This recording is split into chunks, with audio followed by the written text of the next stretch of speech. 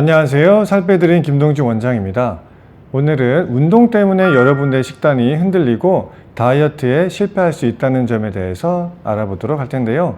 운동 자체는 사실 너무너무 좋은 거죠. 건강에도 도움이 되고 노화도 방지해주고 삶에 활력도 주고 정신건강에도 매우 유익한 면이 많습니다.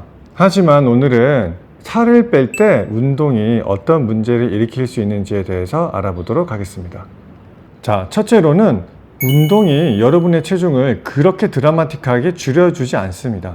이 부분에 대해서는 많은 분들이 오해를 하고 계시는데요. 운동을 할 때 여러분들 어떻게 느끼세요? 땀나고 열나고 힘들잖아요. 그렇기 때문에 그저 살이 많이 빠질 것으로 생각하시는 분들이 많습니다. 왜냐하면 하루에 우리가 쓰는 에너지를 총 100이라고 보았을 때 우리의 에너지 대사량은 크게 두 가지로 나누어 볼 수 있습니다. 첫 번째로는 기초 대사량이 있고요. 두 번째는 활동 대사량입니다. 기초 대사량은 이미 많이들 아실 텐데요. 여러분들이 기절해 있다고 하더라도 내 몸에서 쓰는 에너지를 말하고요. 활동 대사량은 내가 움직임으로 인해서 쓰는 추가적인 에너지 대사량을 말합니다.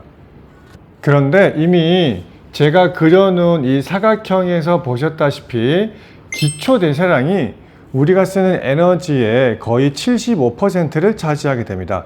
물론 이것은 하루에 내가 운동을 얼마나 하는지에 따라서 달라지게 되지만 성인 기준 일주일에 하루에서 3일 정도를 운동한다라고 했을 때 보통은 75%가 기초 대사량에 해당합니다.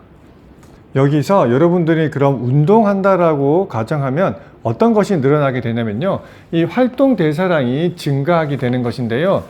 이때 여러분들이 느끼는 것과 실제가 크게 차이가 나게 됩니다. 여러분들이 느끼기에는 내가 운동을 열심히 했기 때문에 이 활동 대사량이 운동으로 인해서 이만큼 어마무시하게 늘 수 있다고 생각하시는데요. 실제로는 그렇지 않습니다. 얼마만큼 느냐면요. 보이시죠? 아주 조금 늘어나는 정도입니다. 즉 여러분들이 무작정 많이 힘들었다고 해서 살 많이 빠지는 게 아니거든요. 그러니까 너무 무리해서 운동하실 필요는 정말 없습니다. 지금까지는 운동이 의외로 여러분들의 체중 감량에 큰 도움이 되지 않는다는 점에 대해서 말씀드렸고요. 지금부터는 다이어트 할 때 왜 운동이 문제가 되는지에 대해서 알아보도록 할게요. 다이어트를 할 때 제가 영상마다 매번 강조드렸잖아요. 가장 중요한 것은 식단입니다. 그런데 운동을 하시게 되면 식단이 거의 필연적으로 흔들리게 되어 있습니다. 간단히 운동 강도 및 시간, 그리고 식욕의 상관관계에 대해서 그래프를 좀 그려보도록 하겠습니다.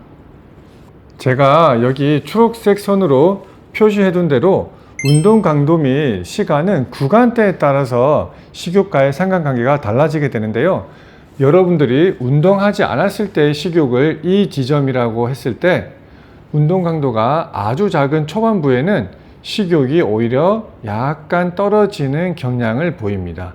그러다가 여러분들이 수행하는 운동 강도와 시간이 특정 지점을 지나게 되면 평소의 식욕보다 오히려 증가한 상태를 유지하게 되고요. 거기에서 더 심한 운동을 하게 된다면 식욕은 다시 줄어드는 구간을 맞이하게 됩니다. 여러분도 아마 종종 경험해 보셨을 텐데요. 아주 극심한 육체 피로에 시달릴 때는 오히려 잠만 오고 밥은 안 먹고 싶은 경우가 종종 생기잖아요. 그게 바로 이 정도의 운동 강도입니다. 그런데 대부분의 일반인은 이 정도의 운동 강도를 지속적으로 수행하기 힘들고 억지로 수행하다 보면 몸살 또는 감기 등의 컨디션 난조를 겪게 되기 마련입니다. 결국 여러분이 지속적으로 수행할 수 있는 운동 강도는 이 부분에 해당하거나 이 부분에 해당하게 됩니다. 그런데 이 정도 운동하는 걸로는 체중 감소에 아무런 도움을 주지 못하기 때문에 결국 의미가 없고요. 이 정도 운동 강도는 여기 평소보다 식욕이 증가된 상태를 야기하기 때문에 식단을 흔들리게 만드는 것입니다. 그리고 결국 증가된 식욕에 지속적으로 노출되는 사람은 평소보다 무조건 많이 먹게 되어 있습니다. 이것은 여러분들의 의지의 문제가 아니라 어쩔 수 없는 현상입니다. 그래서 제가 지난 영상에서 말씀드렸잖아요.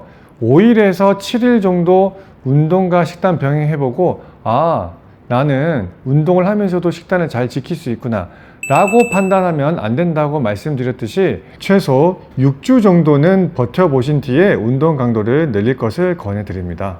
다시 본론으로 돌아와서 환자분들이 가장 궁금해하고 또 오해하시는 부분 중에 하나가 원장님 저는 조금 더 먹고요. 운동은 많이 하면은 살을 뺄 수 있지 않을까요? 라고도 많이 여쭤보시는데요. 이건 역시 단기간과 장기간의 양상이 완전 다릅니다.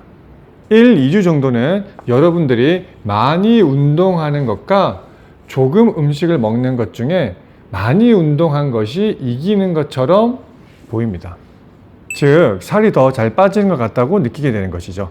이때 환자분들의 생각은 그래, 운동은 좋은 거니까는 나는 조금씩은 먹고 싶은 음식을 먹어가면서 운동 열심히 할 거야. 나는 이 방법을 빼야지 라고 생각하시게 됩니다. 하지만 2주를 지나 3, 4주차를 지나면서부터는 무조건입니다. 무조건 조금 더 먹는 음식이 이기기 시작합니다. 왜냐하면 여러분들의 과거 패턴을 쭉 살펴보시면 아시겠지만 운동 강도는 점점 줄어들기 마련이고요. 섭취하는 음식의 양은 조금씩 늘어나기 마련입니다. 제가 이렇게 말씀드리면 나는 의지가 정말 강하기 때문에 운동은 계속 많이 하면서도 음식은 제한된 선에서 조금 더 먹을 수 있다고 생각하시는 분들이 많은데요. 실제로는 그것이 가능한 환자분들은 10명 중에 1명이 될까 말까 합니다. 즉, 아예 불가능하다고 말씀드릴 수는 없지만 내 얘기는 아닌 경우가 대부분이죠. 그리고 간식은 여러분들이 다이어트를 시작하기 전에 먹고 싶은 욕구의 양상과 다이어트를 시작한 뒤에 욕구의 양상이 완전 다릅니다. 다이어트를 시작하시기 전에 간식을 안 드시고 계시면 점점 간식을 드시고 싶으시잖아요. 이 시점에서 여러분들이 간식을 드시면 어떻게 되세요? 일정 정도는 간식을 먹고 싶은 욕구가 떨어지기 마련입니다. 그런데 다이어트 도중에 간식 욕구가 점점 올랐을 때 간식을 이 시점에서 드시게 된다면 흔히 말하는 입이 트이게 되고 그때부터는 먹고 싶은 욕구가 더 증가하게 되어 있습니다. 그리고 특정 수준 이상 욕구가 증가되었을 경우에는 이게 습관화되면서 잘 고치기가 어려운 경우가 많습니다. 그렇기 때문에 여러분들이 다이어트를 하실 때 뭔가 먹고 싶을 때 가장 최선의 방법은 아주 소량만 드시거나 그냥 참으시는 것이 어떻게 보면 무식해 보이지만 가장 현명한 방법입니다. 그리고 이러한 점은 정말 저를 믿으셔도 되는데요. 이 점은 제가 굳이 임상 경험을 말하지 않더라도 뇌과학적으로도 이야기해 볼 수 있는데요. 혹시 습관이라는 것에 대해서 생각해 보신 적 있으세요? 여러분이 습관을 계속 지킬 때 짜릿하세요? 아니면 꾸준히 지켜오던 습관을 한번 깨트릴 때 짜릿하세요? 물론 인간은 고차원적인 동물이기 때문에 꾸준히 습관을 지켜오고 있는 내 자신에게 매우 행복감을 느끼는 경우도 배제할 수는 없습니다. 하지만 그것은 우리가 고차원적인 사고를 몇 단계 거친 뒤에 나타나는 현상이고요. 대부분은 꾸준히 지켜오던 습관을 한번 깨트릴 때 굉장한 쾌감을 느끼기 마련입니다.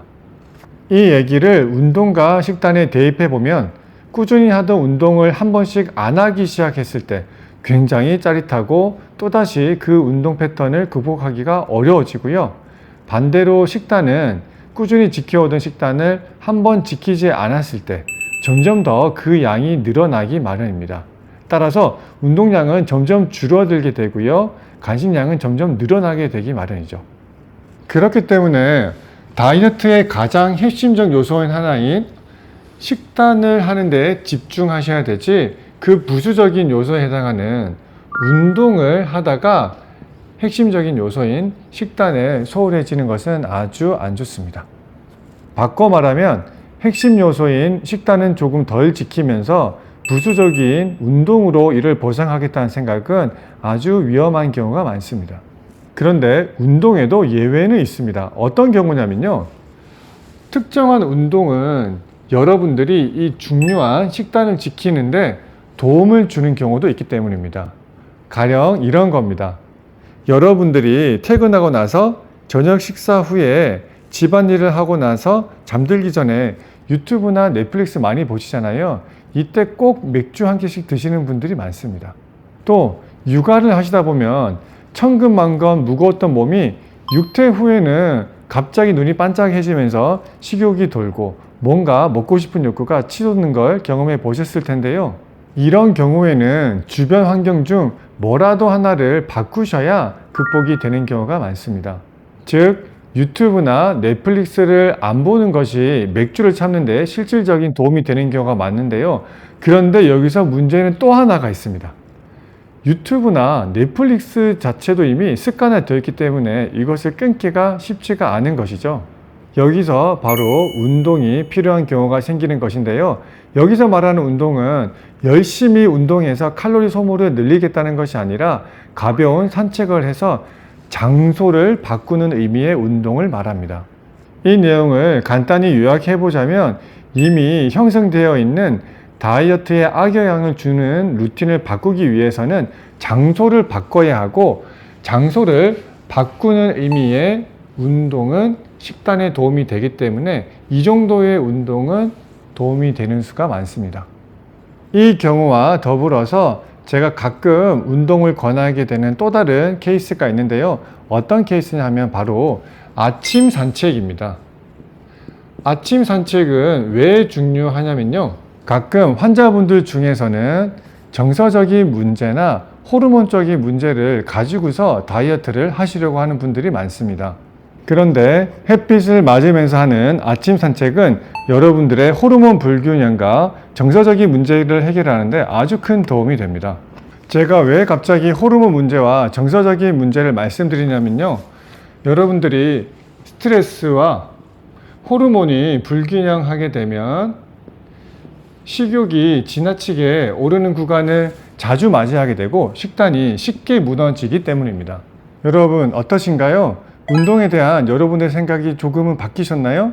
다이어트를 할 때 가장 집중해야 할 것은 식단이라는 점에 대해서 말씀드렸고, 식단에 방해가 되지 않는 선에서 아주 가볍게 운동을 하신다거나 식단에 도움이 되는 정도의 운동을 하시기를 권해드려요. 오늘 영상도 도움이 되셨다면 구독과 좋아요 부탁드려요. 안녕.